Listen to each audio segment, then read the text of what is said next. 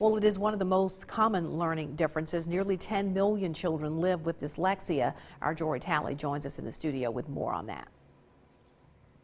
Although dyslexia is very common, resources are still very limited. Researchers and advocates are pushing for more awareness and ways to help those diagnosed.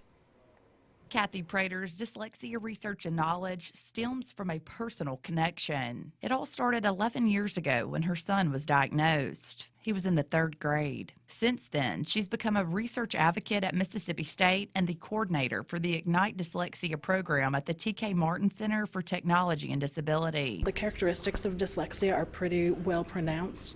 It affects reading, writing, and spelling. It also can affect math, memory, the ability to figure out what word you want to say. It's called word recall.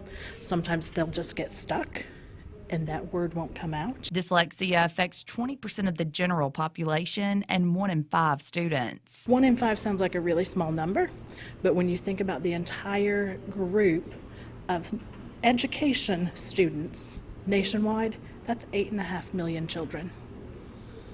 It's a pretty significant issue that we need to bring awareness to. Prater says there are some resources for students with dyslexia, but they are scarce. We do receive some services with the school district, but I also do homeschool to help her because of the different learning difficulties that she has. It's the best and ideal setting for her to be able to learn at her own pace. Shayna Hudson's 8-year-old was diagnosed with dyslexia about a year ago. Dyslexia is just the way the brain is wired.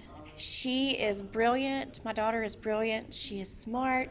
She is happy. She loves to, want to read and know what's in books, but her brain just takes a little bit more time to get there and to understand it. Hudson's daughter has been going to the T.K. Martin Center's dyslexia clinic since August, and they have seen remarkable improvement in her reading skills. Prater's son is now a freshman in college, studying to be an electrician. He is able to do things that are different than traditional book learning.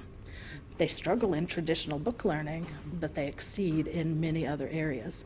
These are people like Steven Spielberg. The T.K. Martin Center's Dyslexia Clinic provides assessments and intervention for students with dyslexia.